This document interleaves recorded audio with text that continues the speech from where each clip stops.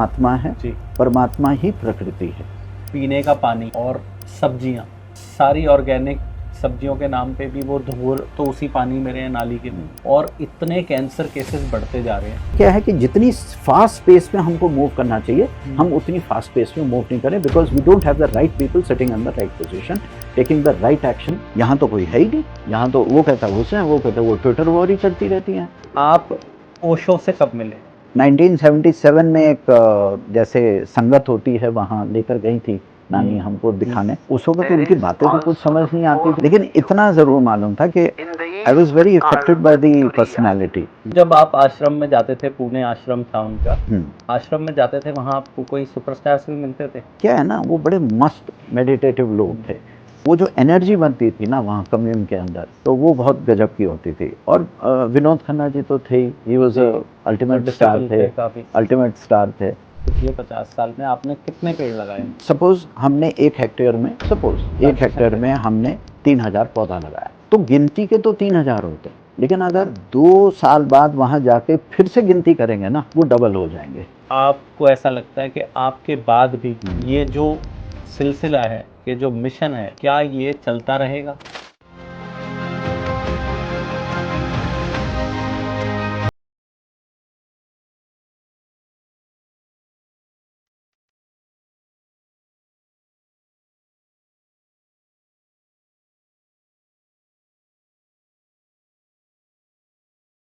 दोस्तों नमस्कार, मैं आपका दोस्त, आपका होस्ट राज भाटिया फिर से आपके बीच में आ गया हूं, और आज मैं जिन चेंज मेकर्स से आपको मिलवाऊंगा, आपको एंड तक एपिसोड ज़रूर देखना है, क्योंकि आप जब एंड तक एपिसोड देखेंगे तो ऐसा हो नहीं सकता कि आज की हमारी पर्सनालिटी से आप इंस्पिरेशन ना लें। आज एक बहुत ही ज्वलनशील मुद्दा चल रहा है, एयर पॉल्यूशन। और एयर पॉल्यूशन के बारे में 50 साल पहले सोचना बहुत ही अलग सोच है, और ऐसी सोच के साथ जीवन भर अपना इस काम को करते रहे, और लगभग 2.5 करोड़ पेड़ पूरी इंडिया में घूम घूम कर लगाए हैं। आइए मिलते हैं आज की हमारी पर्सनालिटी, जो अपने काम बोलता है, जिनका काम बोलता है, ऐसी पर्सनालिटी पीपल बाबा आज हमारे साथ हैं। सर आपका स्वागत है मेरे इस चैनल में, और आपको चोट भी लगी है, उसके बावजूद भी आपने हमें समय दिया, तो मैं आपका बहुत बहुत आभार व्यक्त करता हूं अपने व्यूअर्स की तरफ से भी। Thank you. सबसे पहले स्टार्ट करते हैं सर, ये आपका नाम क्या है हमें तो पता ही नहीं। मैं इतने साल से आपको जानता हूँ, सब पीपल बाबा कहते हैं, मेरे पास भी नंबर फीड पीपल बाबा के नाम से। जी तो ये पीपल बाबा कहाँ से आया? नहीं, नाम तो जब हम पैदा हुए थे 1966 में चंडीगढ़ में, तो मैं एक आर्मी ऑफिसर के बेटे हैं, तो वहीं चंडीगढ़ में पीजीआई में जब हमारा बर्थ सर्टिफिकेट बना था, तो उस समय तो आज़ाद जैन, मैं जैन परिवार से हूँ, फादर जैन हैं। तो लेकिन हुआ क्या कि जैसे जैसे लाइफ आगे बढ़ती गई, देखो लाइफ का एक अपना डिज़ाइन होता है, अपना पैटर्न होता है, उसका अपना एक एल्गोरिदम होता है। तो कुछ गुरुकुल, कुछ आश्रम, इस तरह से एक कुछ रहा, तो उसमें जो है आचार्य जी ने हमारा नाम स्वामी प्रेम परिवर्तन रख दिया। अच्छा। तो स्वामी नॉट एज अ टाइटल, लेकिन स्वामी का ये होता था कि आप स्वयं के मास्टर हैं आप, इसलिए स्वामी बोला जाता था। सो मेरा फर्स्ट नेम जो है स्वामी बन गया। अब स्वामी बन गया, फिर वो धीरे धीरे धीरे वही नाम जो है मेरा लीगल नाम भी बन गया। तो मेरा पासपोर्ट, मेरा आधार कार्ड, मेरा पैन कार्ड, मेरा लाइसेंस, मेरा राशन कार्ड, सब कुछ स्वामी प्रेम परिवर्तन के नाम से। तो लेकिन हाँ, मेरा स्कूल का जो सर्टिफिकेट था, जो एजुकेशन थी, वो आज़ाद जैन के नाम से। लेकिन हुआ क्या कि जैसे जैसे मैं ये पीपल, 11 साल की उम्र में हमने पीपल लगाने शुरू किए, और जब कई साल तक पीपल और नीम के लिए हम मशहूर हुए, तो लोगों ने फिर ये पीपल बाबा नाम देना शुरू कर दिया। तो यहाँ से फिर वो पीपल बाबा हो गया। अब पिछले 30 साल से लोग सब पीपल बाबा ही बोलते हैं। जी जी जी। आप ओशो से कब मिले? ये तो पहली मुलाकात तो 1977 में, नानी जो थी वो हम पूना में ही थे उस समय। तो 1974 में आचार्य रजनीश जी का, आचार्य जी बोलते थे हम लोग, ओशो तो बाद में ट्रेंड हुआ, हम आचार्य जी बोलते थे, टीचर। आचार्य जी मीन्स गुरु, टीचर। तो 1977 में एक जैसे संगत होती है वहाँ लेकर गई थी नानी हमको दिखाने। तो उस वक्त तो उनकी बातें तो कुछ समझ नहीं आती थी, बहुत छोटे थे हम, 11 साल की उम्र थी, लेकिन इतना ज़रूर मालूम था कि I was very affected by the personality, है ना, आवाज़ बड़ी अच्छी लगती थी उनकी, so it was very soothing, बहुत अच्छा लगा। क्या बोल रहे हैं ये कुछ नहीं समझ आया, लेकिन फिर धीरे धीरे नानी ने समझाया ऐसे है वैसे। फिर उसके बाद 1986 में जैसे ही मेरा ग्रेजुएशन कंप्लीट हुई थी, तब हम फिर वहाँ पर जो है पुणे मेरे चक्कर लगने शुरू हुए आश्रम में। तो वहीं से नाम आपको पड़ा स्वामी प्रेम?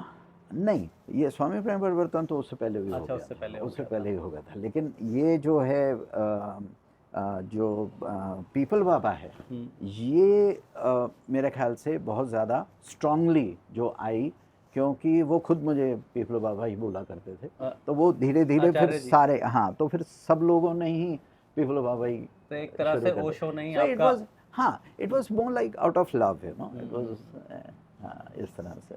तो जब आप आश्रम में जाते थे, पुणे आश्रम था उनका, आश्रम में जाते थे, वहाँ आपको कोई सुपरस्टार्स भी मिलते थे? सुपरस्टार, देखिए आश्रम तो था ही सुपरस्टार, वो तो आश्रम ही सुपरस्टार था, तो आश्रम में तो बहुत सारे लोग थे, और हम तो बहुत छोटे थे सही मायने में। हमारे बहुत सारे सीनियर सन्यासी जो हैं वो उसको और अच्छी तरह विस्तार से बता पाएंगे, लेकिन जो हमने जो भी थोड़ी बहुत जो जितना भी हमने वहाँ पर एक्सपीरियंस किया, प्रवीण भाभी, देवानंद जी की फैमिली वहाँ बहुत आती थी, फिर जितने म्यूजिशियंस हैं, चाहे गुलाम अली साहब हैं, चाहे ये अपना अनूप जलोटा जी हैं, मतलब it was a pleasure, it was a honour for them to perform in front of him, हाँ, in front of him, in front of the sanyasis, in front of the entire crowd.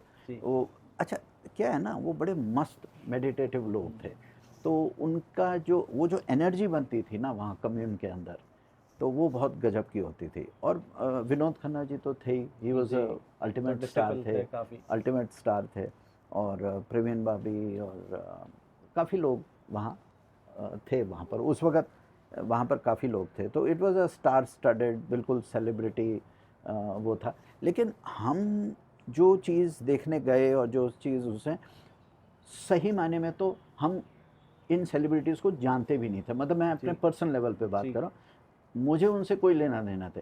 एक तो हमें था आचार्य जी का, कि आचार्य जी जो बात बोलते हैं, और दूसरी बात क्योंकि वो जो पर्यावरण के बारे में बात कह रहे थे ना, वो बड़ी पावरफुल चीज़ थी। सो उन्होंने जो मुझे क्लैरिटी दी, क्योंकि उस वक़्त मुझे भी था कि देखो भाई अब आगे चल के डॉक्टर बनना है या क्या करना है, आर्मी ज्वाइन करनी है, कैसे, लेकिन वो जो एक बार बार बात बोलते थे ना, वो जो एक उनका गुरु मंत्र था ना, प्रकृति ही परमात्मा है, परमात्मा ही प्रकृति है। अगर प्रकृति को तुम समझ लेते हो तो पूरा एंटायर जो पूरा कॉस्मॉस है, पूरा ब्रह्मांड है, और कैसे बना, कैसे हुआ, वो पूरा एवोल्यूशनरी प्रोसेस, पूरा एल्गोरिदम जो है तुमको समझ आ जाएगा। प्रकृति को समझो, तो वो मुझे इतनी क्लैरिटी देता था।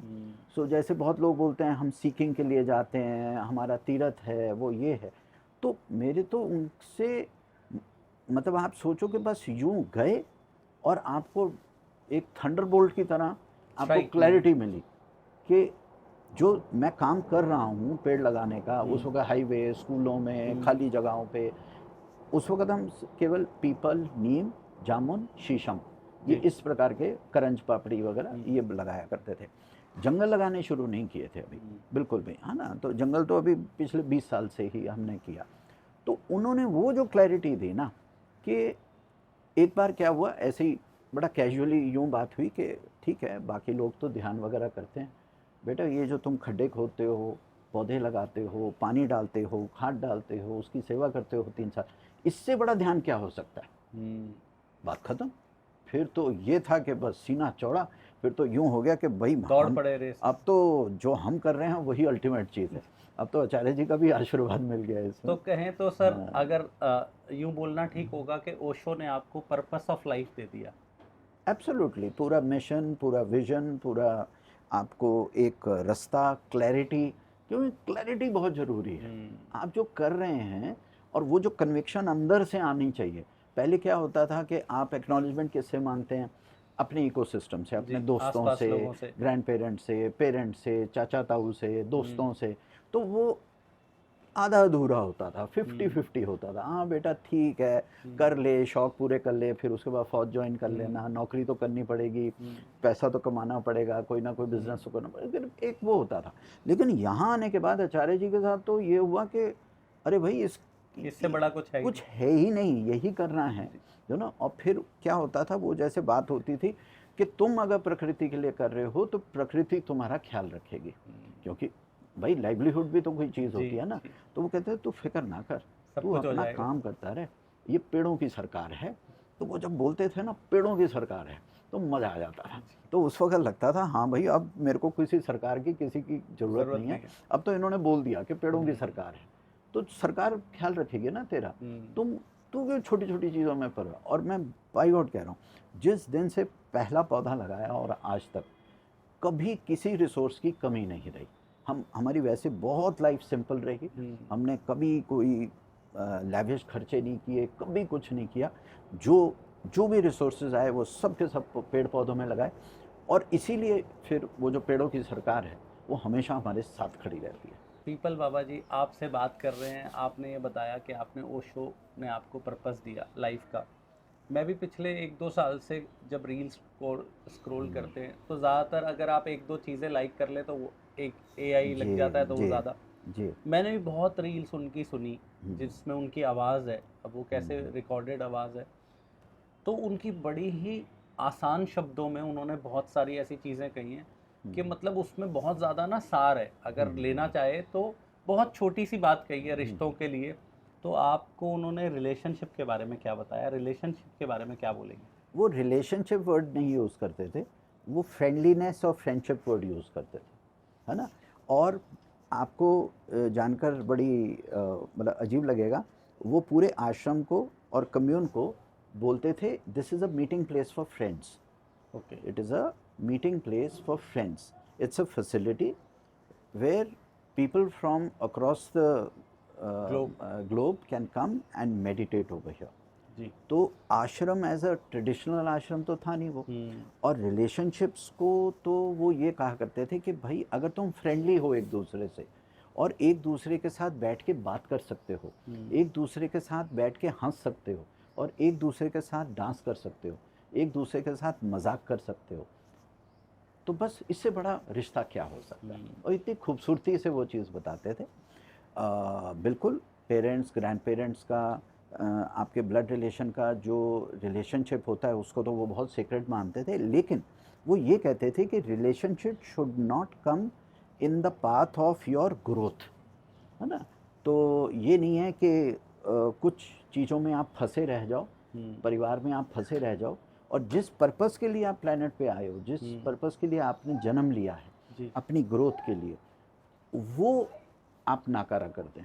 तो फ्रेंडलीनेस के ऊपर उनका बहुत ज़्यादा जोर था कि अगर आप दोस्त अच्छे हैं और मिल बांट के आप हंस सकते हैं, शेयरिंग वर्ड कम्युनिकेशन, इकट्ठे सेलिब्रेट करना, इकट्ठे हंसना, हैविंग अ गुड टाइम, वही वो कहते थे ये असली रिलेशनशिप है। ज़िंदगी के बारे में क्या सीखा आपने उनसे? भाई बहुत लोगों ने बहुत कुछ सीखा होगा, और क्योंकि वो तो ध्यान का एक सागर थे। मैंने सच पूछो ना, मैं विल बी वेरी ऑनेस्ट, मैंने बहुत ज़्यादा कोई मेडिटेटिव एक्टिविटीज़ वहाँ करनी, और मैंने आपको जैसे कहा कि मुझे तो एकदम क्लैरिटी मिलती थी जब मैं वहाँ जाता था। और पता है क्या होता है, जैसे मैं बहुत दोस्तों को बोलता हूँ कि मरे बिना अगर स्वर्ग देखना है तो वो वहाँ था। It was the ultimate place, क्योंकि सब लोग खुश थे, सब लोग खुश थे। और ऐसा नहीं है, वो भी संसार से ही आए थे, वो भी अपने, उनका कॉन्टेक्स्ट भी बड़ा दुखी, भाई कोई दुखी होगा तभी तो वो अपना घर छोड़ के जो है आश्रम में एक आश्रम में आएगा। लेकिन वहाँ आके जो ट्रांसफॉर्मेशन होती थी लोगों की, वो बड़ी मज़ेदार चीज़ होती थी। तो जब मैं भी वहाँ जाता था, अब जैसे उस वक़्त मैं अपना MA इंग्लिश कर रहा था पूना यूनिवर्सिटी से, अपना साइकिल चला के हमने जाना करना, तो इतने खुश होते थे ना लोग वहाँ पे। सो मैं अपने भी चीज़ें सब, मतलब थकावट सारी ख़त्म हो जाती थी। तो वो एक बड़ा प्योर एक एक्सपीरियंस हुआ करता था वहाँ। और दूसरी बात क्या था कि it was full of gardens and bamboo clusters and swans ducks बहुत थी, पीकॉक्स बहुत थे आश्रम में। तो ऐसा लगता था एक छोटी सी जैसे पैराडाइस में आप आ गए हो। तो बड़ा जन्नत वाला माहौल था, और ही डिफरेंट था, और ही बिल्कुल डिफरेंट था। तो वहाँ का वास्तु सूट कर गया बस, मतलब बड़ा अच्छा लगता था वहाँ, पर बड़ा मज़ा आता था उनकी बुक्स को पढ़ के। So it was more of the literature part of it. लेकिन जैसे जो मेरा काम था, जो मेरा पेड़ पौधों का काम था, उसमें मुझे बहुत ज़्यादा मोटिवेशन वहाँ मिलती थी, क्योंकि वो पूरा जीवन का जो सार था कि प्रकृति ही परमात्मा है, परमात्मा ही प्रकृति है, बस वो मिल गया। तो फिर परमात्मा के साथ ही हाथ जोड़ लो और परमात्मा के साथ ही कोलैबोरेशन करके परमात्मा के साथ ही काम करो, जिसको वो प्रकृति बोलते हैं। इंस्टाग्राम पे आजकल रील्स की कोलैबोरेशन चल रही है, तो आपने प्रकृति से 50 साल पहले कोलैबोरेशन कर बिल्कुल ली। जी, बिल्कुल जी, बिल्कुल जी। And that is all because of Acharya ji. आज हम सच पूछो, ठीक है, नानी का बहुत बड़ा रोल था, मिसेस विलियम मेरी जो टीचर थी जिन्होंने मुझे शुरू करवाया, बहुत बड़ा रोल था। लेकिन हो सकता है कि मैं ये जो पीरियड था मेरा 1980s का, मैं ये चीज़ें छोड़ के हो सकता है मैं कहीं प्रोफेसर लग जाता, जी। किसी बाहर की यूनिवर्सिटी में स्कॉलरशिप लेके मैं कहीं निकल जाता। लेकिन उन्होंने बांध दिया। हाँ, उन्होंने इतनी क्लैरिटी दी कि यही चीज़ है और यही तुमको करना है, तो बस। वो जैसे कहते हैं ना, आप रास्ते पे चले, रास्ते पे उन्होंने एक तरह से बल्ब जला दिया। जी, तो आपको जी, रास्ता तो आप चल चुके थे, जी, तो जी, आपको राह दिखने लगी उससे। Yes, yes. अब मैं आपसे पीपल के बारे में जानना चाहता हूँ, पेड़ों के बारे में जानना चाहता हूँ। आज तक 50 साल में, पिछले 50 साल में आपने कितने पेड़ लगाए? सच पूछिए तो अब तो हम भी गिनती भूल गए, है ना। लेकिन मोटा मोटा जो हमारी टीम्स, हमारा ऑफिस, क्योंकि हमारे ना ऑडिट्स होते हैं, वेरिफिकेशंस होती हैं, थर्ड पार्टी ऑडिट्स होते हैं, डॉक्यूमेंटेशन होती है, रिपोर्टिंग होती है, बहुत सी चीज़ें। तो मोटा मोटा अगर देखा जाए तो 2.5 करोड़ हम क्रॉस कर चुके हैं, 2.5 करोड़ पौधे। अब उसमें एक चीज़ समझनी होगी, जब हम लगाते हैं एक पर्टिकुलर, सपोज़ हमने 1 हेक्टेयर में, सपोज़ 1 हेक्टेयर में हमने 3000 पौधा लगाया, तो गिनती के तो 3000 होते हैं। लेकिन अगर सर आप 2 साल बाद वहाँ जाके फिर से गिनती करेंगे ना, वो डबल हो जाएंगे। क्यों? क्योंकि बाकी काम तो पक्षी ने किया, बाकी काम पॉलिनेटर्स ने किया, बाकी काम सीड डिस्पर्सल ने किया, बाकी काम प्रकृति ने किया। तो जो थिएटर है वो उसका डायरेक्टर, प्रोड्यूसर, स्क्रिप्ट राइटर, सारा कुछ प्रकृति होती है। आपका तो एक ह्यूमन एफर्ट है। आप तो सिर्फ खड्डे खोदते हो, पौधा लगाते हो, पानी देते हो, उसको खाद देते हो, उसको प्रोटेक्ट करते हो, गाय भैंस बकरी नीलगाय से प्रोटेक्ट करते हो, फेंसिंग करते हो, चैनल बनाते हो, उसकी इरिगेशन करते हो, उसकी ड्रिप इरिगेशन करते हो, उसमें पॉन्ड बनाते हो, पंप से पानी निकाल के उसको पानी देते हो गर्मियों में। आप केवल इतना ही कर सकते हो। आप एक भी तितली को खुद नहीं लेके आ सकते, वो तो परमात्मा ही लाएगा, है ना। पक्षी को आप नहीं इनवाइट कर सकते, आप उसको व्हाट्सएप इनविटेशन नहीं भेज सकते कि बेटा आजा हमने तेरे लिए पौधे लगाए हैं, वो तो खुद ही आएगा। तो ये थिएटर है पूरा, ये जो प्रकृति का थिएटर है, ये स्वयंभूत प्रकट होता है, जंगल अपने आप बनता है। इसीलिए मैं बहुत बच्चों को ये समझाता हूँ, ये मत बोलो आई प्लांटेड अ फॉरेस्ट। मैंने कहा आपने कुछ नहीं लगाया, आप ये बोलो कि मैंने पौधा लगाया और उसको पानी दी, उसकी सेवा की। फॉरेस्ट तो प्रकृति ने बनाया, फॉरेस्ट तो परमात्मा का खेल है, ये कोई और कर ही नहीं सकता, कोई कर ही नहीं सकता। सो अब उसमें वाइल्ड लाइफ आना, उसमें सांप आने, उसमें फ्रॉग्स आने, उसमें टैडपोल आना, उसमें ड्रैगन फ्लाई, एक पूरा इको सिस्टम आता है। सो ये चीज़ समझने की बात है। और होता क्या है कि जैसे मैंने कहा कि मुझे लिटरेचर में बहुत इंटरेस्ट है, तो आप एक एक पन्ना जब पढ़ते हो तो स्टोरी अनफोल्ड्स, है ना। तो उसी तरह से जब आप एक रिदम में काम कर रहे होते हैं, पौधे लगा रहे होते हैं, जो फॉरेस्ट बनता है ना, तो वो भी द स्टोरी अनफोल्ड्स। और आप उस क्रिएशन को देखते हो और आपको मालूम भी है ये मेरी क्रिएशन नहीं है, ये कोई और ही कर रहा है, इसके ऊपर इस कैनवस पे कोई और ही पेंटिंग कर रहा है। तो वो जो मज़ा आता है ना 3 साल 5 साल 7 साल 10 साल वो देखने में, वो एक अलग ही जी। सर आप तो इतने साल से देख रहे हैं, 5 7 8 साल से मैं भी ये काम कर रहा हूँ, तो मतलब वो जो खुशी मिलती है ना, वो जो बैरन लैंड को हमने देखा होता है और उसकी पिक्चर्स याद करते हैं, वो दिन याद करते हैं, और उसके बाद देखते हैं कि हाँ भाई ये 20 फुट का पेड़ हो गया, पक्षी ने घोंसला बना लिया, कुछ आसपास के लोग बताते हैं कि इतनी चिड़िया आने लगी, हाँ तो वो एक जो फील है ना, वो शायद जो लगा रहा है और जो इस चीज़ में है वो ही महसूस कर सकता है। हाँ। और सच पूछो, अब आपने चिड़िया के बारे में बात कही, तो हमने जब पौधे लगाने शुरू किए थे तो वो पौधे पौधे लगाने के लिए नहीं किए थे हमें। अच्छा, उस वक्त तो ये सस्टेनेबिलिटी, Pollution वोकेबलरी, भी क्लाइमेट इतना action, pollution, green house relevant नहीं थी ये बातें। ये चीज़ें रेलेवेंट ही नहीं थी, कोई बात ही नहीं करता था जी। उस वक्त। तो ये हम देख रहे थे कि अभी नया जैसे ना widening- अर्बनाइजेशन। हाँ, शुरू हुआ था। तो शहरीकरण के कारण क्या है कि सड़कें चौड़ी होनी शुरू हुई थी, सड़कों की वाइडनिंग हो और रही पुराने थी पेड़ कट रहे और हो। पुराने पेड़ कट रहे थे। तो कई घोंसले गिरे हुए नज़र आते थे। तो नानी जो हैं वो ये कहा करती थी, देखो बेटा, हम अपना घर तो बना रहे हैं उनका लेकिन उजाड़ रहे हैं। चिड़ियाओं का घर हम उजाड़ रहे हैं, तो तू ना इनका घर बना। तो पौधा हमारे लिए चिड़िया का घर था, जी। चिड़िया का घर था। अब जैसे बहुत लोग हैं जो उनका बिजनेस होता है कि वो घोंसले बनाते हैं, बेचते हैं, मैं उनको भी बोलता हूँ घोंसले बनाकर भी आप कहाँ एक दीवार पे लटकाओगे, खिड़की पे लटका दोगे, कितनी चिड़िया आ जाएगी उसमें। लेकिन अगर आप एक पेड़ लगा दोगे तो आप देखो कितने कितने उस पर घोंसले घोंसला बनेंगे, तो उन्हें कितने बनाना होते हैं। आता ही है। हाँ, घोंसला तो वो बनाएंगे ना, जी। हम उनको घोंसला बना के, बहुत प्यारी बात बोली आपने वैसे, क्योंकि हम घोंसला बना के उनको क्यों दे रहे हैं? उनको पेड़ दो, उनको पौधे दो, जी। उनको ग्रीनरी दो, उनको अनमैनेज्ड बुश भी चाहिए होती है, कई ऐसी प्रकार की होती हैं। आपको उनको वेटलैंड चाहिए, उनको ग्रीनलैंड चाहिए, उनको ग्रासलैंड चाहिए, उनको ग्रासेस चाहिए जहाँ वो नेस्टिंग कर सके, तो उनको वेजिटेशन दो, है ना, उनको हरियाली चाहिए। आप हरियाली दे दो, बाकी घोंसले वो खुद बना देंगे अपना। हाँ, एक त्रिवेणी की बात करी जी, जाती जी, है जी, अभी। जी।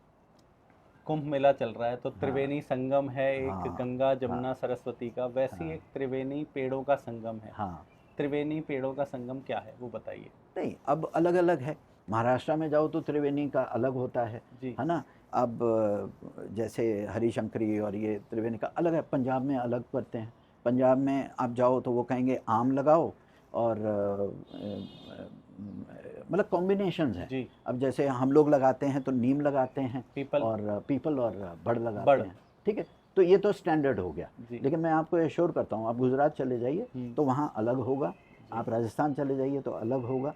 अब जैसे महाराष्ट्र में जाते हैं तो गूलर जो होता है ना, गूलर। उसको अंबर बोलते हैं, है ना। ओके। तो उनका वो रिलीजियस वो है। तो हर त्रिवेणी में अंबर जरूर होगा, गूलर जरूर लगेगा उसके बीच में। कर्नाटक में अलग टाइप से है। तो सबका अलग अलग कल्चरल हिस्ट्री जो होती है वो रिलेटेड। लेकिन हाँ, नॉर्मल जो होती है यही जो अभी आपने कहा। मैं सर रोटरी क्लब से जुड़ा हूँ। अच्छा, तो अच्छा। पिछले कुछ 15 सालों से हम लोग काम कर रहे हैं। हाँ। और दिल्ली एनसीआर में लगभग 150 रोटरी क्लब्स हैं। हाँ जी। काफ़ी अच्छे बैकग्राउंड के लोग हैं, जिसमें प्रोफेशनल्स हैं, बिजनेसमैन हैं। हम लोग बहुत ट्री प्लांटेशन करते हैं जी। लेकिन ट्री प्लांटेशन को सक्सेसफुल बनाने का हमारे व्यूअर्स के लिए जो ऐसी एनजीओज़ हैं जो काम करना चाहती हैं, लेकिन वो काम ग्राउंड पे इतना दिखता नहीं है। मतलब पैसे लग जाते हैं, इनिशियली काम हो जाता है, लेकिन उसको जो 3 साल बाद देखें तो वो रिज़ल्ट सक्सेस रेशो कम है। हाँ, सारी प्रॉब्लम की जड़ ही यही है। पूरी दुनिया में इतने पौधे नहीं लगाए जाते जितने हिंदुस्तान में लगाए जाते हैं। जी। अगर आप सिर्फ 70 सालों का ये देख लो ना कि कितना गवर्नमेंट ने, चाहे वो यूपी गवर्नमेंट हो, चाहे मध्य प्रदेश की गवर्नमेंट हो, कोई भी गवर्नमेंट हो, कोई भी सरकार है, जिसने पौधे लगाए हैं, अगर वो पौधे उसमें से, आप यकीन मानिए, अगर सिर्फ 10% भी बच गए होते ना, तो पूरा का पूरा हिंदुस्तान अमेज़न फॉरेस्ट होता। सिर्फ 10% बच गए होते, 10%, 100 का तो स्कोप ही नहीं है, 10% भी बच गए होते। होता क्या है राजी, पौधा लगाना, फोटो खिंचवाना बहुत आसान काम है। हमसे पूछिए ना, जैसे लोग आके हमें बोलते हैं, जैसे इंटरनेशनल प्रोग्राम्स बहुत सारे आते हैं, 1 billion tree project, 10 billion tree project, कोई कहता 100 बिलियन ट्री, तो हमने ये मैं कहता तुम सोच भी कैसे सकते हो भाई। हम तो 100 पौधे भी लगाने होते हैं तो हम थर थर कांपते हैं अंदर से। क्यों? क्योंकि मुझे पता है मुझे वहाँ पर पूरा इरिगेशन प्लानिंग करनी होगी। मंडे को, वेडनेसडे को, फ्राइडे को हमको पानी देना होगा, कम से कम 4 लीटर पानी दाना होगा एक एक को, है ना। उसकी अगर माइक्रो मैनेजमेंट हम देखें, फिर आपको हर 3 महीने में 4 से 5 किलो खाद डालनी होगी उसमें, फिर उसकी मल्चिंग करनी होगी, फिर उसका प्रोटेक्ट करना होगा। किस किस से? फेंसिंग। आपकी गाय से, आपको भैंस से, आपको बकरी से, आपको नीलगाय से, एंड सबसे बड़ी आदमजात से। क्यों? आपने नीम लगाया, वो पता चले जी अंकल जी आए सुबह वॉक पे, वो भी चला ही उन्होंने नहीं तो अभी काट के उन्होंने वो जो आपके सामने से ही दातुन करते हुए निकल गए वो, तो है ना। तो उसका टर्मिनल बर्ड अगर वो हो गया तो उसकी स्टंटेड ग्रोथ होगी, उसकी फिर एपेक्स जो उसकी ग्रोथ है आगे वो ऊपर होगी। जानी है। तो पौधे को जन्म देना, पौधे को लगाना बच्चों का खेल है सर। उसको जिंदा रखना, उसको प्रिजर्व करना, उसको कंजर्व करना, और उसको मेकिंग श्योर 3 से 5 साल जो है उसका कोई बाल बांका ना कर सके, वो असली चैलेंज है। तो आपका 1% वर्क है लैंड प्रिपरेशन, खड्डे खोदना, फेंसिंग करना और पौधे लगाना। 1%। 99% वर्क है उसको जिंदा रखना और उसको प्रिजर्व रखना। अब इस चीज़ के ऊपर तो सरकारें काम नहीं करती, है ना। टेंडर जो उठता है वो तो लगाई का होता है, उगाई का थोड़ा ना होता है, वो तो लगाई का होता है। तो एनुअल मेंटेनेंस कॉन्ट्रैक्ट्स नहीं होते। I think that is the problem. तो प्रायोरिटी नहीं है हमारी। क्यों? क्योंकि मैं बहुत सारे हम पॉलिटिशियन दोस्त हैं, हम उनसे बात करते हैं तो वो कहते हैं देखो परिवर्तन, बड़े प्रेम से समझाते हैं over a cup of T, देखो परिवर्तन, पेड़ लगाने से ना वोट नहीं मिलता, है ना। जितने मर्जी हम पेड़ लगा दें हम इलेक्शन नहीं जीत सकते। तो उनकी प्रायोरिटी नहीं है। क्यों? क्योंकि जो टैक्स पेयर है हमारे देश का वो कभी सवाल करता ही नहीं है। उसको गंदी हवा मिल रही है चलेगा जी। उसको गंदी मट्टी मिल रही है चलेगा, गंदी सब्जियां मिल रही हैं चलेगा, टॉक्सिक केमिकल रिडन पूरा आपका फूड है, आप धीरे धीरे अंदर से ख़त्म हो रहे हो, मर रहे हो। Toxic water, toxic air, toxic food, toxic soils, toxic noise pollution, सब हमें हमारी प्रायोरिटी नहीं है, हमारी प्रायोरिटी नहीं है। तो हम लोग बस हम ना छोटे छोटे हम जैसे वो छोटे बच्चे होते हैं ना, उनको गुड्डा गुड्डी दे दो तो वो बड़े खुश हो जाते हैं। सर हमें ना लॉलीपॉप की आदत है। हाँ, तो हमें अब सरकारें बस वो आती है हैं और लॉलीपॉप दे देती हैं, हमें जो भी एक्चुअल है, प्रायोरिटी पता ही नहीं है जो अपनी भी है। लाइफ की क्या है। और जैसे बहुत लोग हमसे पूछते हैं, अब जैसे इसको अगर बात को आगे लेकर जाया जाए तो इसके सॉल्यूशंस क्या हैं? भाई सॉल्यूशन तो ये है कि education is the only solution. जी। और एजुकेशन ना ही छोटे बच्चों की प्राइमरी एजुकेशन, टीचर्स की एजुकेशन, पेरेंट्स की एजुकेशन, पूरे इकोसिस्टम की एजुकेशन, ग्रैंड पेरेंट्स की एजुकेशन, आपके पॉलिटिशियंस की एजुकेशन बहुत ज़रूरी है। क्योंकि आपका जब तक काउंसलर, कॉरपोरेटर, आपका जो एमएलए है, एमपी है, वही टेबल पे नहीं बैठा, वही चीज़ को नहीं एक्नॉलेज कर रहा, ऑन द सेम पेज नहीं है, सेम पेज नहीं है, आप कहाँ तक वो करोगे? इसीलिए ये अच्छा मज़ेदार बात क्या है, ये मैं कॉलेज के टाइम में ही समझ गया था। क्योंकि मैं जाया करता था, इनोसेंट थे, है ना, जोश था, गर्म जोशी थी, साइकिल पे उठा के कभी ये डिपार्टमेंट गए, कभी वो डिपार्टमेंट, कभी फॉरेस्ट वालों के पास, कभी पीडब्ल्यूडी, कभी सीपीडब्ल्यूडी, कभी जल निगम, कभी कहीं। अंकल जी हमारा ये कर दो, अंकल जी हमें पौधे दे दो, अंकल जी हमारे को पानी दे दो, अंकल जी। फिर मैंने कहा अरे यार ये अंकल जी तो ये लोग कोई कुछ नहीं करने वाला ये तो बहुत यंग एज में बात समझ आ गई। तो ये समझ आई तो फिर आप स्ट्रांग हो जाते हो, टाइम खराब नहीं हुआ। फिर आपको ये समझ आ गया कि मेरे को तो खुद ही करना है। और जैसे आचार्य जी कहा करते थे, तुम ही सरकार हो, तुम ही सरकार हो। या तो एक पेड़ों की सरकार है और छोटी सरकार तुम हो, है ना। तो तुम ही को करना है, तुम ही को अप्रूव करना है, तुम ही का। अब मैं तो परमिशन लेनी बंद कर दी, मैंने तो किसी से पूछना ही बंद कर दिया। बस अपना टीचिंग करते थे, पैसे जेब में होते ही थे, परमात्मा ने कभी पैसों की कमी नहीं रखी, जितनी चाहिए उतना मिल जाता था, और अपना लेके अपना करते रहे। और फिर कारवां बनता गया, अच्छे लोग। तो आपका ये जो सवाल है कि ये कैसे इस चीज़ को हम प्लांट्स की मेंटेनेंस और ये पूरा जंगलात का, ये आपको अपने जैसे ही सरफिरे लोग ढूंढने पड़ते हैं, है ना। तो अब जैसे मैं सब लोगों को समझाता हूँ, अपने दोस्तों को भी, जो अभी भी 18-19 हज़ार तो हमारे दिल्ली एनसीआर में ही हमारे ऐसे वॉलंटियर्स हैं, एक्टिव वॉलंटियर्स। पैसिव वॉलंटियर तो उससे भी ज़्यादा है, लाख के करीब होंगे। पूरे हिंदुस्तान में 4 लाख के करीब है हमारे, जिनका हमारे पास डेटाबेस है, हम लोग व्हाट्सएप ग्रुप्स में टच में रहते हैं। ज़रूरी है, बहुत इम्पॉर्टेंट है कि जो आगे वाला दौड़ घोड़ा है ना वो दौड़ता रहे, आगे वाला जो इंजन है वो चलता रहे, पीछे बोगियां अपने आप चलती रहेंगी, जी। है ना। अभी हम जैसे पॉल्यूशन की बात कर रहे थे, हम्म, हमने एयर पॉल्यूशन का सोल्यूशन देखा, आप प्लांटेशन कर रहे हैं, जिसके लिए आपने बताया कि प्रायोरिटाइज करना पड़ेगा, एज अ वोटर हमें देखना पड़ेगा। अभी दिल्ली में चुनाव आ रहे हैं, हम्म, हम यमुना की क्या स्थिति है, हम्म, बहुत सरकार आती हैं वादे कर जाती हैं, लेकिन आप देखें ये वाली बेल्ट अगर पंजाब के बाद यूपी से स्टार्ट होते हैं तो यूपी हरियाणा, बहुत लंबी बेल्ट को यमुना, हम जिस बेल्ट में बैठे हैं, हम्म, और मैं पास से देखता हूँ सर। अभी एक यूट्यूब पे कोई लड़का है, वो ये काम कर रहा है कि वो नाले, सीओएस जो ट्रीटमेंट प्लांट है उनके बाहर खड़े होके वो पानी में खड़े होके रील्स बना रहा है, पानी ले रहा है।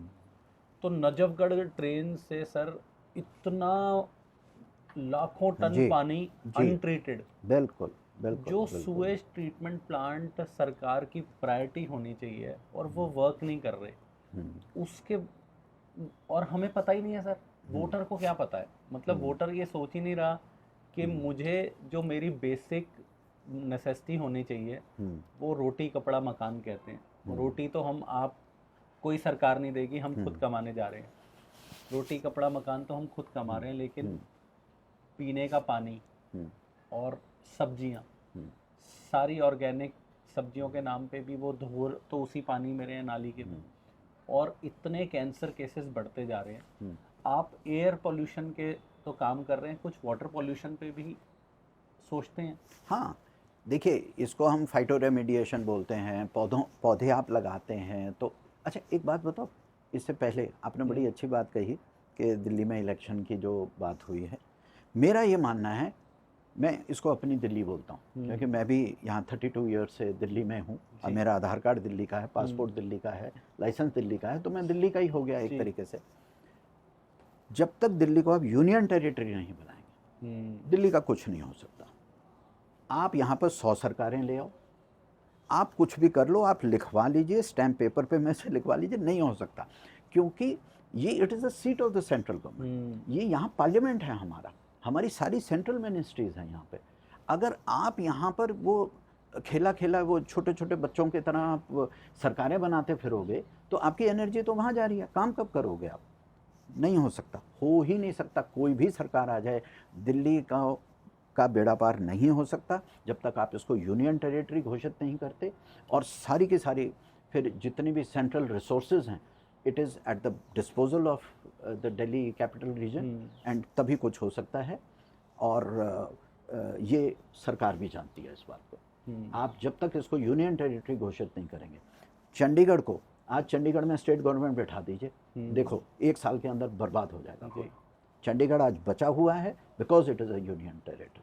ठीक है, छोटी मोटी पॉलिटिकल रिप्रेजेंटेशन लेना अलग बात है, भाई the magnanimity of the work, जैसे आप ही ने अभी कहा नजफगढ़ नाला है, या आपका जो एयर वाटर सॉइल की पोल्यूशन है, दिल्ली की इतनी सारी प्रॉब्लम्स हैं, ट्रैफिक कंजेशन है, एनक्रोचमेंट बहुत बड़ा इशू है, बहुत बड़ा इशू है एनक्रोचमेंट, जो हम कभी बात नहीं करते। एनक्रोचमेंट इज पोल्यूशन जी, नॉइज इज पोल्यूशन, हम उसके ऊपर कभी कोई बात नहीं करते। इलीगल इमिग्रेशन भी बहुत हुई है, बहुत ज़्यादा हुआ। आपको करना पड़ेगा, आपको इसको यूनियन टेरिटरी बनानी पड़ेगी, there is no other solution. जैसे ही आप यूनियन टेरिटरी बनाओगे, आपकी 90% एनर्जी इज कंसर्व्ड। क्यों? क्योंकि आप पॉलिटिकल ये छोटे चीज़ों में नहीं घुसते, फिर आपकी सारी एनर्जी डेवलपमेंट में जाती है, आपका सारा बजट डेवलपमेंट में जाता है। आज हम दिल्ली के बारे में जब सोचते हैं कि क्या सोच रहे हैं, कौन बात कर रहा है? कोई नहीं, बस जी उसने इसको ये कह दिया, उसने उसको वो कह दिया, अब ये इलेक्शन आने वाला है, वो इलेक्शन आने वाला है। It's a sad state of affair. Delhi should be a union territory, Delhi should not have any political representation, Delhi should not have any state government. मैं बहुत रिस्पॉन्सिबल है, मैं भी 32 साल से यहाँ रह रहा हूँ और मैंने सारे तमाशे देखे और हर टाइप की सरकार देखी है यहाँ पे। नहीं, ये पॉलिटिशियंस के बस की बात नहीं। It has to be a central, it has to be a centrally funded, centrally resourced, centrally managed, run by bureaucrats. Yes, फिर आप, अरे अकाउंटेबिलिटी तो हो गई। जी आज आप कोई चंडीगढ़ जैसी जगह, मैं एक छोटा सा एग्जांपल दे रहा हूँ, मैं वहीं का पैदा हूँ, जी मेरा होम टाउन चंडीगढ़ है। तो चंडीगढ़ में अगर कुछ होता है, आपको पता तो है ये आईएएस अफसर को हथे लेना है कि he is responsible for it. यहाँ तो कोई है ही नहीं। यहाँ तो वो कहता है उसने, वो कहता है वो, ट्विटर वॉर ही चढ़ती रहती हैं। यहाँ तो इंस्टाग्राम पे और फेसबुक पे ही लड़ते रहते हैं लोग। एक दिल्ली के पुलिस कमिश्नर थे आईपीएस नीरज कुमार जी, जी। उनसे मैं एक दिन बात कर रहा था, तो मैंने उनसे पूछा, मैंने कहा सर आप दिल्ली में रहे कमिश्नर, तो आपका कैसा एक्सपीरियंस है? वो कह रहे भाई दिल्ली का पुलिस कमिश्नर होना सबसे खतरनाक बात, खतरनाक बात। कह रहे इतना प्रेशर जो जेन्युइनली काम करने का जो टाइम है वो मिलता ही नहीं है, मिलता है। क्योंकि सेंटर के जो मंत्री बैठे हैं, सेंटर के जो सारा वो बैठा है, अमला जमला सब आपके आसपास बैठा है। कह रहे दिन में इतनी कॉल्स उन्हीं की ऑब्लिगेशन अटेंड करनी पड़ती हैं कि एक्चुअल में पुलिसिंग करने का टाइम नहीं मिलता। तो मैं आपकी बात को उससे कोरिलेट कर पा रहा हूँ कि गवर्नमेंट, सेंट्रल गवर्नमेंट इतनी पावरफुल होने के बाद स्टेट गवर्नमेंट का रोल ही नहीं बचता। नहीं है, कोई रोल नहीं है, कोई रोल नहीं है। ये तो ये पता नहीं दिल्ली वाले इतने खुश क्यों होते हैं कि हमारे पास स्टेट गवर्नमेंट है। अरे भाई तुम्हारे को नुकसान हो रहा है, तुम्हें नुकसान हो रहा है, क्यों नहीं समझ रहे? तुम्हें सेंट्रली एक तुम्हारे को सड़क बनानी होती है। अब मैं ऐसे, मतलब मैं स्पेसिफिक नहीं होना चाहता, लेकिन ये तो हम आम तौर पे एक छोटी सी सड़क बनानी होती है, कॉर्पोरेटर आपको 2.5 से 3 लाख की रिश्वत मांगता है आपसे, ठीक है? तो आप एक लिफ्ट नहीं बनवा सकते, आप अपनी छत का एक्सटेंशन करवाते हो तो आपके उसकी खुद परमिशन के लेनी पड़ती उसकी परमिशन लेनी पड़ती है, उसको 2-2.5 लाख रुपए रिश्वत देनी पड़ती। अरे छोड़ो ना ये सब चीज़ें, एक अच्छी यूनियन टेरिटरी बनाइए। दिल्ली राजधानी है भाई, दिल्ली कैपिटल है आपका। It should be a union territory, there should be no, ये छुटपुटिया नेता नहीं होने चाहिए यहाँ पे। दिल्ली हमारी है, वो हमारी जान है भाई। दिल्ली में यूनियन टेरिटरी होनी चाहिए और सेंट्रल गवर्नमेंट को अपना पूरा रिस्पॉन्सिबिलिटी लेके दिल्ली को डेवलप करना चाहिए। Yes, then things will come, तब आपके कंट्रोल में आएंगे। अभी तो कंट्रोल में ही नहीं है कोई आपकी चीज़ में, तो क्या क्या डिस्कस करें हम पोल्यूशन के बारे में, क्या डिस्कस करें? आप एनक्रोचमेंट देखिए, 90% तो दिल्ली एनक्रोच्ड है। तो ऐसे नहीं होता, आपको इसको यूनियन टेरिटरी बनानी पड़ेगी। एडमिनिस्ट्रेटिव कंट्रोल बिल्कुल क्लियरली डिफाइंड होना चाहिए। आपके ऑफिसर्स जो हैं वो अकाउंटेबल होने चाहिए। चलो मैं कहता हूँ 100% परफेक्ट कुछ भी नहीं होता, 100% नहीं होगा, 80% 70% कुछ तो होगा। सो आई थिंक ये जो पूरी जब बात होती है ना, स्मॉग हो गया, ये हो गया, पराली हो गई, ट्रैफिक कंजेशन हो गया, इंक्रोचमेंट हो गया, नॉइस पोल्यूशन है, दिल्ली में ये हो गया, दिल्ली में पानी नहीं है, वो नहीं है, मैं कहता हूँ भाई मेरी समझ में, मतलब this is my personal opinion, पहले तो आप यूनियन टेरिटरी बनाइए। ऑड इवन लगा देते हैं, ये इससे कुछ नहीं होता। सर दिल्ली पहले तो एनसीआर में यूनियन भी, टेरिटरी दिल्ली एनसीआर में भी जैसे हम लोग फरीदाबाद गुड़गांव से भी लोग ट्रेवल करते हैं, अब ऑड इवन सिर्फ दिल्ली में लग जाता है। अब जिसने जॉब करने सारा इन्होंने डीकंजेस्ट किया, पिछले 10-15 साल में एनसीआर में काफ़ी टाउन्स आ गए, 15-20 साल में। अब वो टाउन वाले सारे तो जॉब करने दिल्ली आते थे। अब वो दिल्ली अगर वो आ रहा है जॉब करने, या नोएडा का बंदा दिल्ली पार करके गुड़गांव जा रहा है और उसकी आपने ऑड इवन में गाड़ी रोक दी, वो काम कैसे करेगा? The entire concept of making Delhi a state, blunder, वहीं दिल्ली का पतन शुरू हो गया। दिल्ली बहुत प्यारी थी, बहुत प्यारी थी। तो ये कब बनाई गई? ऐसे ही नहीं अंग्रेज़ों ने इसको राजधानी बनाई, ऐसे ही नहीं मुगलों ने इसको राजधानी बनाया, ऐसे ही नहीं वाइसरॉय ने अपना रायसीना हिल पे अपना गवर्नर्स हाउस बनाया, ऐसे ही नहीं भाई। दिल्ली दिल्ली है, दिल्ली ये तो मतलब अब क्या बताऊँ, अब ये तो पूरी हिस्ट्री के फिर चैप्टर्स आपको पूरा वो करना पड़ेगा। बस मैं ये कह रहा हूँ, जिस दिन सरकार ये सोच लेगी कि Delhi should be a union territory, Delhi की 80% प्रॉब्लम वहीं सॉल्व हो जाएगी। ये आज के एपिसोड का सबसे बड़ा टेक अवे, प्लांटेशन से हटकर जो सर ने बात कही कि दिल्ली को, सेंट्रल गवर्नमेंट को दिल्ली को यूनियन टेरिटरी बनाएं, यूनियन टेरिटरी बनाने से एक परमानेंट सॉल्यूशन निकल सकता है और चीज़ें फास्ट हो सकती हैं, और जो भी एक्शन लिए जाएंगे उसमें इम्प्रूवमेंट होगी और धीरे धीरे दिल्ली फिर से अपना वही रूप में आ सकती है। भाई सीधी सी बात है, trees are the only plants, जो हरियाली है वही तो थर्मोस्टेट है पूरे प्लेनेट का। कितनी सिंपल सी बात है। हम क्या बात करते हैं, हम प्लास्टिक्स की कॉन्वर्जेशन में चले जाते हैं, हम माइक्रो प्लास्टिक, वो भी मुद्दा है, वो भी मुद्दा है। फिर हम फॉसिल फ्यूल्स के मुद्दे में चले, फिर हम पॉलिटिक्स के मुद्दे में चले जाते हैं। अरे भाई सिंपल सी चीज़ है, छाया, छाया वापस लेके आओ, ठंडक अपने आप वापस आ जाएगी।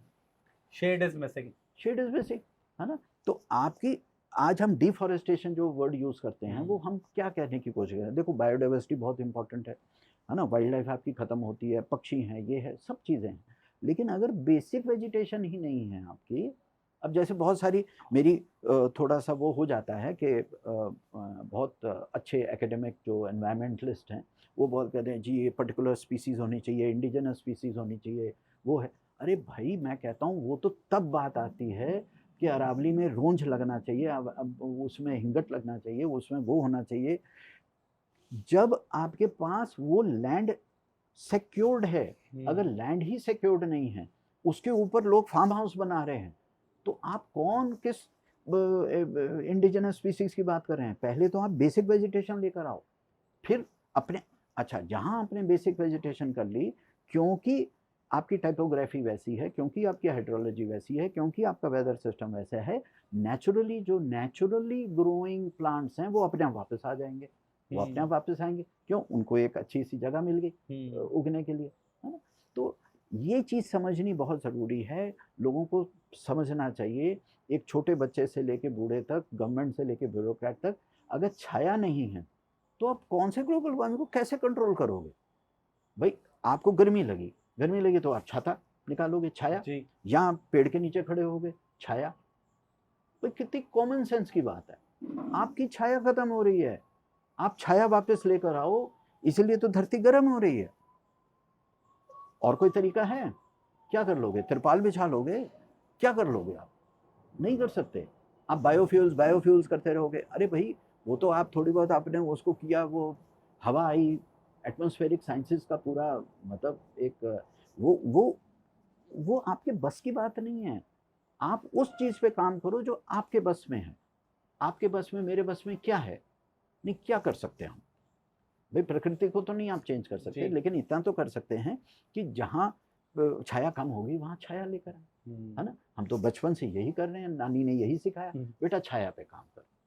बड़ा सिंपल सा मैसेज था उनका, बेटा छाया पे काम कर, छाया लगाएगा पक्षी आएंगे, छाया लगाएगा तो इंसेक्ट्स आएंगे, इंसेक्ट्स और पक्षी आ गए तो छोटे मैमल्स आएंगे, गिलहरी आएगी, वो सीड्स लेके जाएंगे, तो तेरा एक पेड़ जो तू लगाएगा उसके 100 पेड़ बन जाएंगे। जी, कितनी सिंपल सी बात। तो छाया पे, पूरी सरकारों को छाया पे काम करना है, वही ग्लोबल वार्मिंग का है, और कोई तरीका नहीं। आपका गंगोत्री ग्लेशियर देख लो, आपका यमुनोत्री देख लो, वो क्या है, वहाँ पर भी यही है, क्योंकि पॉपुलेशन ज़्यादा हो रही है, सांस हम ज़्यादा लेते हैं, गर्माहट ज़्यादा हो रही है, प्रॉब्लम्स हो रही हैं। अगर क्यों, वहाँ के सारे फॉरेस्ट खत्म हो गए, वहाँ का सारा वेजिटेशन खत्म हो गया, वहाँ की सारी ट्री लाइन खत्म हो गई, तो आप उसको वापस लेकर आइए। आप हरिद्वार से केदारनाथ जाइए, जितना पेड़ था, जितने जंगल थे, जितने, सब खत्म हो गए, आपके सारे पहाड़ नंगे हो गए। ये जो चारधाम की ये जितनी भी हैं, ठीक है होटल बन गए, हेलीकॉप्टर सेवा शुरू हो गई, सब कुछ हो गया, लेकिन छाया खत्म हो गई, पेड़ नंगे, आपके पहाड़ नंगे हैं, कोई जड़ है ही नहीं मिट्टी को पकड़ने के लिए, इसलिए लैंडस्लाइड्स हो रही। तो हमारी प्रायोरिटी जो है ना, और ये तो तभी होगा, देखो आम आदमी जो है ना वो भेड़ चाल है, आप उसे एक्सपेक्ट नहीं कर सकते।